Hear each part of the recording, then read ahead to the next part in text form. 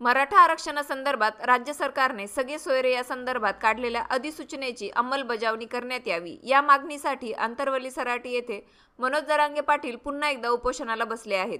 त्यांनी अन्न पाणी घेण्यास नकार दिला असून त्यांची प्रकृती खालावली आहे। जरांगे पाटील यांच्या नाकातून रक्तस्राव होत असल्याची माहिती सांगण्यात येत आहे, मात्र तरी देखील त्यांनी वैद्यकीय उपचार घेण्यास नकार दिला आहे। जरांगे पाटील यांच्या नाकातून रक्तस्राव होत असल्याचे समजताच मराठा समाजाने आंतरवली सराटीत मोठी गर्दी केली आहे। जरांगे पाटील यांच्या उपोषणस्थळी डॉक्टरांचं पथक दाखल झालेलं आहे। बुधवारी दुपारी श्री क्षेत्र नारायणगडाचे मठाधिपती शिवाजी महाराज यांच्या विनंतीवरून मनोज जरांगे पाटील यांनी फक्त सलाईन लावून घेण्यास होकार दिला आहे।